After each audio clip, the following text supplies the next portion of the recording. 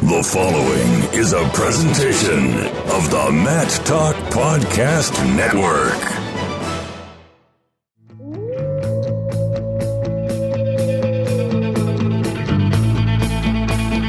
The mind of Pat Popolizio is a wondrous thing.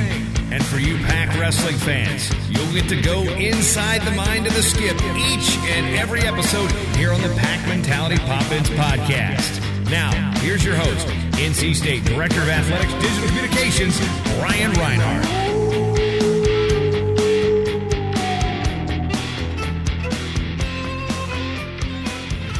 Welcome to a brand new episode of Pac Mentality Pop-Ins podcast, episode number 51, by the way. I'm your host, NC State Director of Athletics Digital Communications, Brian Reinhardt. And I always have a nice big spiel about who our guest is this week, but this man needs to an introduction. Well, actually, we should probably do some kind of intro. We haven't heard from this individual for days, for weeks, even months on this podcast. But today we get the return of the head coach of the Wolfpack, Pat Popolizio. Pat, you really had that summer tan in full effect. Thanks for actually being on your own podcast today. Brian, it's great that you finally made a little time, got in here, and good to see you again. Patrick, if you I've been chasing you around because you've been on vacation more than anybody. No, Patrick, if you go back into the archives, you'll see we have had many guests on this summer. Some great content here on the Pac Mentality Pop-Ins podcast, but everybody wants to hear from the Skip. Yeah, well, we're gonna cover a lot. Looks like we got a lot. We're gonna try to cover a lot here. I think first and foremost, we should talk about your Grape Ape smoothie that you got. That's actually beating up on my new table. So. You got your some coaster? Very nice office equipment in here. A brand new desk, and yes, you did buy me a nice smoothie. I think it was a small, but it's still very. It's very. You requested a small. I tell you what, it is a very refreshing smoothie from Planet Smoothie. It's good. Can we not sell ads? That was a perfect ad read there. We've been getting more and more. I'm trying to enjoy my smoothie. You're making me talk. But now. A lot of media time is very limited, so let's start with some housekeeping items. You had a change on your coaching staff this summer. Obi Blanc, he took the head assistant job up at North Dakota State, and you elevated Timmy McCall into his role. Now, before we talk about Timmy, he's officially a volunteer assistant coach. A lot of colleges this past offseason have added that role to their staff, but NC State was one of the first ones to start that trend many years ago. Can you tell our listeners what that role on your squad is? Yeah, it's an extremely valuable role in the first place. And, Timmy's been with us now almost 5 years, or right around 5 years, coming from Wisconsin and obviously wrestling high school in North Carolina. So he brought a lot of value, reconnecting some things that we were looking for within the community. And then, once we got to know him and what he's about, and anybody that's ever had an interaction with Timmy McCall knows he's a first-class type guy and just good quality human being all around, and that's what we needed to surround our guys around. Someone that's a great mentor that, wrestling side of things is one thing. I think we all know that he knows how to wrestle and how good he is as a wrestler, but I think the leadership qualities that he brings and his work ethic, there's just so many positive things that he will implement into our program, and a lot of times you need that gap, bridge that gap between, the athletes and the staff, and sometimes that role's a younger generation role that can do those kind of things. So there's a lot of value there where he can relate to some things that are going on day to day and communicating that to the staff. So, that's going to be an important part. And Timmy's, his roles every day, he can do almost everything we're doing outside of the visits off campus. So, he can travel with the team. He can work individually with the guys. He can be at every workout. He can text recruits. So he can evaluate on the computer. There's a lot of things he can do outside of just physically traveling off campus to go see a recruit. So, yeah, we look forward to him continuing to elevate our program, and his work ethic and attitude is going to have a major impact this year. As you said, Timmy McCall, he's been heavily involved with the Wolfpack wrestling program for a number of years. Originally from Hope Mills, North Carolina, he was an NCAA qualifier up at Wisconsin during his collegiate career. And then he came down here and he was a member of the Wolfpack Wrestling Club, and he's competed internationally since 2015. He also works extensively with athletes in action here on campus. As a head coach, how excited are you for him to get this opportunity as the next phase of his wrestling career? Yeah, it's good. These guys that are here training, at some point they're individual careers are going to come to an end, and they got to make that decision if they want to coach or get out and find other opportunities out there. And I think Timmy's talked openly about it, how he wants to help and mentor people and athletes, and there's no better way to do that than coaching. And he will make a great coach. He already is, and I think the things that he can learn day to day are going to put him in position, just like everybody else that comes through here as an assistant coach. A lot of times their ultimate goal is to be a head coach. So I think we have a good things in play for these guys to continue to climb the ladder in their careers. And I think some people, sometimes see it as a negative when people move on, but I think it's a positive that we can continue to grow coaches and give them opportunities to take the next phase in their career. So that's going to be the long-term goal. He also, I don't think many people know, but he's got a guitar and can sing. So we're going to have to get him on the podcast for one of the songs. How about that challenge right there? That would be pretty good. Yeah, I've seen some videos, but now we're going to have to actually get him on the podcast, see what he can bring to the table. Have song of the day. Song of the day. I like that. He's got to sing something about you, though. How's that? Kind of flabbergasted. I stumped you finally. You did. Now, we haven't talked team updates too much in these summer episodes of the podcast, so wanted our listeners to hear about some of the guys. First, Nick Reenan, he had surgery after the season. He actually suffered that injury during the season, but continued to wrestle into the NCAAs. How is he progressing this summer, and any kind of timetable on a return to full action? Yeah, the progress has come good. Talked with Will and Rob. Met with the doctors last week. The stability in the ACL is very good, so that's a positive, and his strength is going up. So I think it's just one of those, we got to continue to be patient, take our time, and I think it's like any other injury you get. It really comes down to the confidence level once you get healthy, and that's going to be the biggest thing on when he will be able to return. But I see him, by the end of the first semester, somewhere in there, if needed, we'll be able to have him, and we'll get him ready to roll. But yeah, he's been looking good. At least this is a good time for him to focus on strength and conditioning, because his size right now, I think weight-wise, he's up to about 215. So he looks big, and now we just got to work our way back into getting in shape. So we'll get a little bit of that body fat down. But he looks big, so which is good for us, because it'll spread our lineup out a little bit and give us another great quality guy at another weight that is much needed. Reenan loves a good weight cut. Yeah, he doesn't have to worry about cutting anyway. He's going to have to cut a little fat off. That's about it.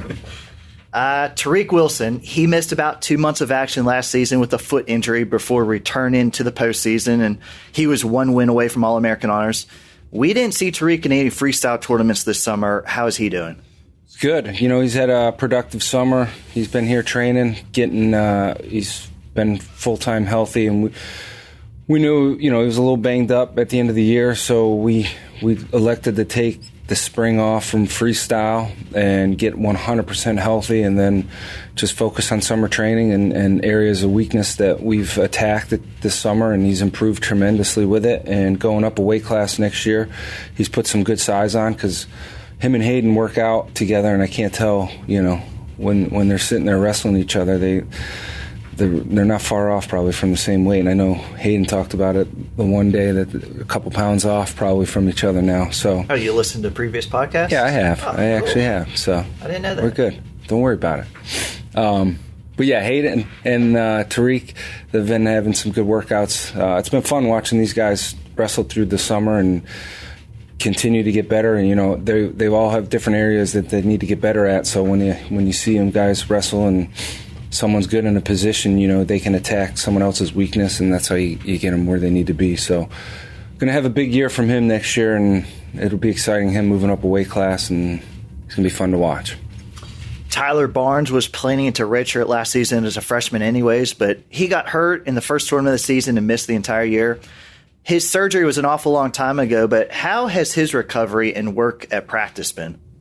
Same thing, it's one of those where confidence matters, and I think it's taken him up to the end of the summer to have full confidence again on, the injury that he faced, because it was a pretty nasty injury, and he's back to 100%, and, continuing to make steady climb and improving in areas that he needs to. But he's shown a lot of bright future for him and improvements that I think next year he's going to have himself in position to compete for the starting spot, and I think that's what we need right now is we got a guy returning that's really good and another guy right there that's going to push them, and it's going to make one of those guys right where they need to be. Competition's going to make both these guys work harder, and we'll leave it up to them who decides. But, I know we're going to have two really good options at 65 next year, and if one of them needs to go up to 74, they can. And guys are going to get challenged, and I think that's good. And, you talked about it. We got hit a little bit with the injury bug last year, so, we're getting everybody close to 100%. And that's why I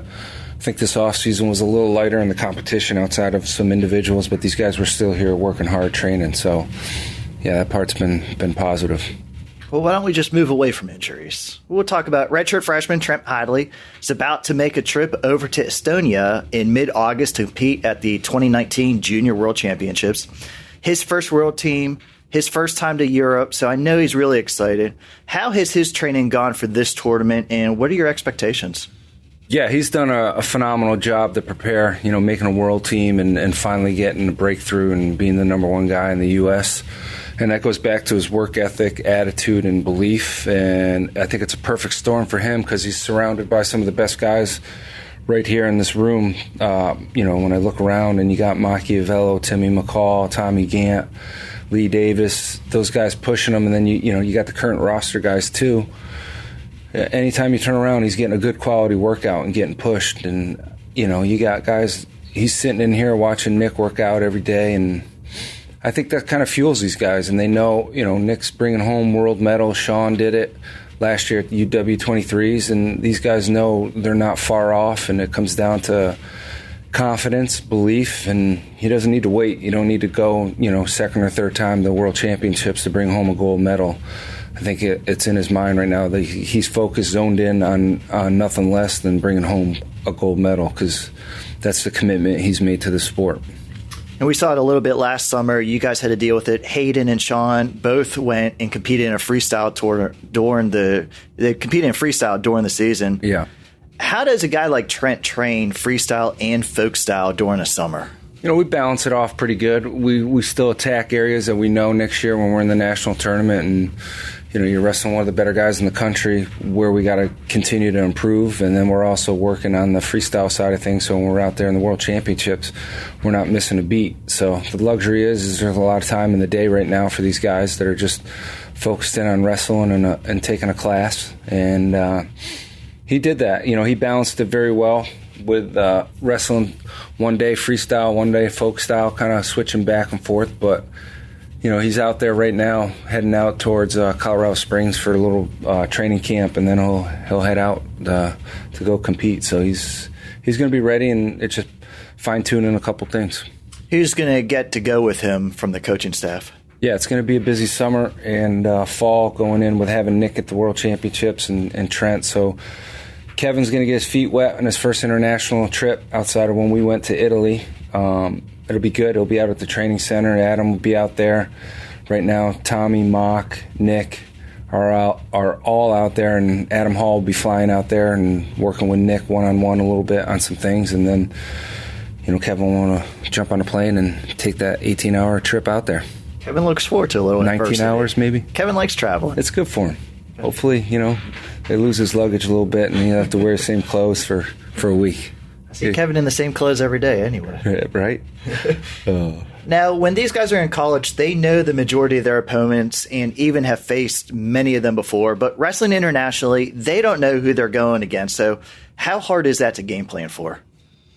I think it's one of those where you just know you're going to see unique styles of wrestling. And I think that's what, when you get some experience internationally, you're ready for anything. And this is going to make Trent even that much better for folk style, going out there and seeing a completely different style of wrestling. And, the luxury is U.S. right now is one of the best in the world at all levels. So I'm sure our style is unique and different towards, other countries. And that's going to make it fun. That's what makes World Championships fun, because you never know who's going to come out. And, you don't know anybody's name until you get out there and the tournament's over. And then you obviously see a guy bringing home a gold medal, and that's what makes it exciting, and looking forward to seeing him do that.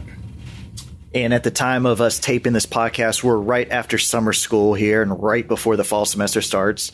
Some of your guys had the opportunity to go home and recharge for a couple of weeks before coming back to campus. And that practice room was awfully full during summer, too, as the new freshmen were all in town. Your impressions of how the newcomers adapted to being in college for those few weeks? It's been great. I think this is, in my time, seeing summer workouts, I think this was the best off-season we've had as far as attitude and talent and just the demand to get better as a team. And I think that makes for a dangerous recipe coming in for the fall. And biggest thing is the attitude and the maturity that these guys have. And the exciting part about this is we don't lose anybody for 2 years. Every single guy on this roster will stay here for 2 years and won't graduate. So that's going to be a really good blend for team culture and just guys knowing and them setting the expectations and what they want to accomplish. And I saw a lot of that this summer. A lot of guys, probably the most intense workouts that we've had over the last several years. And I think some of that is just the way that these guys train. And it was fun to watch, and it's going to be fun to see these guys get out there and compete when the season starts up, because it's nice now for these guys to get a couple weeks off, regroup mentally, physically, and really reset what they want to accomplish for next year.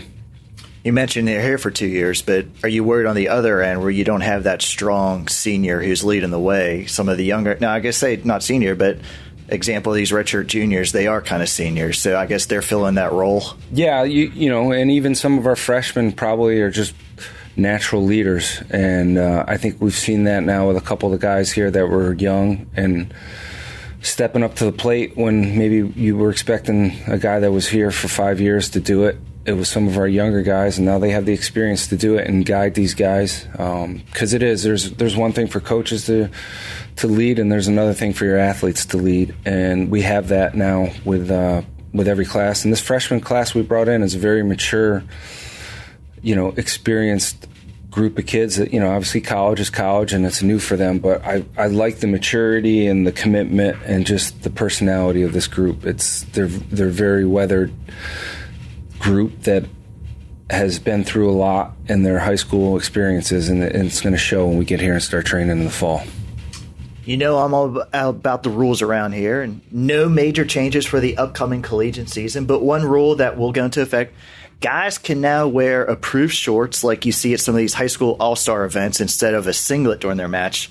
Does that affect anything here at NC State? Haven't really thought too much about it, other than maybe we need to get a set of something, see if we can design it. I'll leave it up to the guys what they want to compete in. I think it will be a little different when when they're competing against a team and one team's wearing a singlet and the other's got the shorts and shirts on. So I don't know, it will be a little different, and it will be interesting as time goes on what rules do get implemented into the changes down the road, because I think we could use a few that would obviously help new fans understand what's going on if they're not truly invested into the sport over time, kind of like when you started off and you were asking what takedown was worth. So I was asking, you never answered. That first year, I don't think you really liked me. You didn't talk to me. You didn't come around. You were, I had to chase you around or put out some press releases, when we were getting... Another rule. You got to love this one. Length of hair. You can go however long you want. Yeah. Good, bad, coaches like it. Let it go. I think it's that time. I, always never understood why they made athletes get up at 6 a.m. and shave when, I think sometimes that could be a setback on certain things that are happening. So I think it's good. I think it's, you look at all other sports, I don't think you have to worry about it. I don't know why wrestling, it doesn't interfere. Obviously, unless somebody's got hair that's too long and is going to get in the way when you're competing. But for the most part, I think that's all under control. Since your time is limited and appearing on this podcast again, I really appreciate you being on this episode. I'll get you out here in this. You almost finished that smoothie, too. I'm impressed. I'm thirsty. This is my lunch. Early August right now, and you told me not to bother you with anything for a couple of weeks. So what are your plans before the guys come back to campus to start the fall semester on August 21st? Yeah, we'll head down to the convention here this week and then, take a few days, kind of regroup and kind of reset just like the guys are doing. Recruiting obviously stays the main focus right now and being able to officially go visit kids after the dead period ends here. We'll get some of those in and just kind of balance everything out as we get ready to start for our preseason. We've kind of restructured. Every year we sit down as a staff and kind of go over the stuff that we want to accomplish between staff goals and the plan to execute next year. And we sat down, did that. So we're in a really good spot. Just waiting for the guys to come back and we'll get the ball rolling. But yeah, it's next 3 weeks are a little laid back, but being consistent and work. And, it's a little different now when you have guys wrestling on the world championships, different ones, because it seems like the season blends together, folk style to freestyle, right back to folk style, and some of the guys continue to do freestyle. So there's really no off season anymore. It's just who can get away for a week at a time, and we're lucky enough to have a big enough staff that everybody can kind of take their week at different times, and we're going to do that over the next couple weeks. Are you still El Presidente down at that convention? I am. I got one more year, so this will, I guess at the end of this year will be my last year to do it. You're not going to run for re-election? No. No? You're done? No, I think it's always good. Get someone else's point of view in there and some ideas. Be good. Now, I'm not into politics, but can you write anything and make it a rule and stuff? How does the president work? That's where the misunderstanding is and how all this works. There's all the changes come through the NCAA and administrators. This group, the NWCA, is just somebody that pushes forward ideas that are based on what the coaches want. But the problem you have is some coaches don't put any time or energy in, like the ones that probably aren't going to go down to the convention.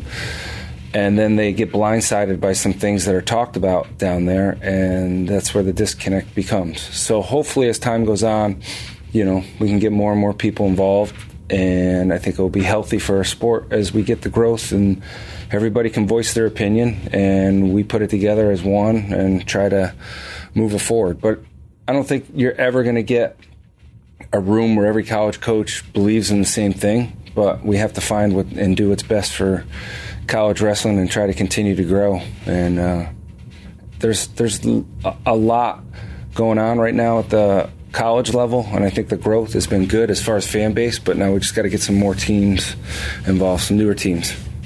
Who would you like to see? Would you see ACC expansion?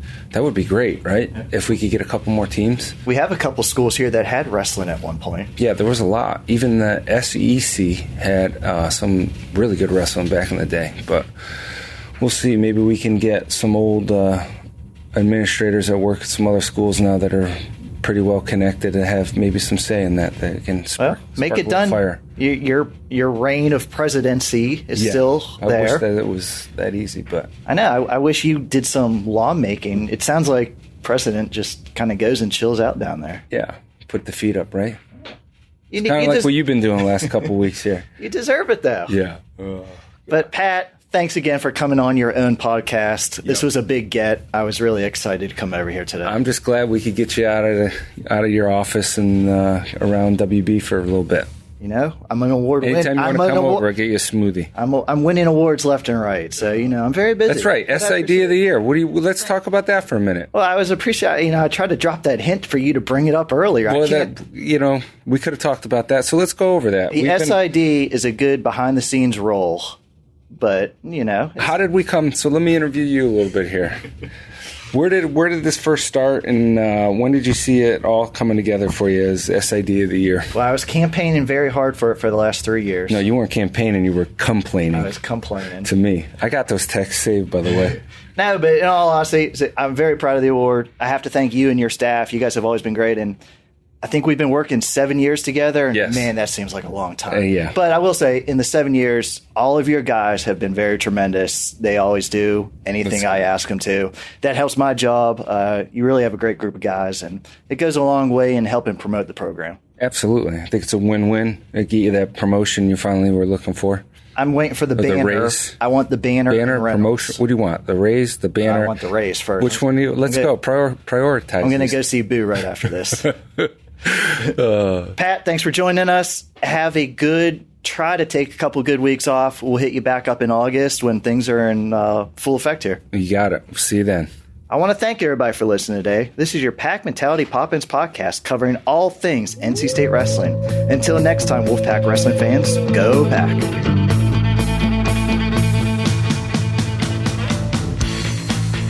The Pack Mentality Pop-Ins podcast is produced by the Mat Talk Podcast Network. For more wrestling podcasts, go to MatTalkOnline.com.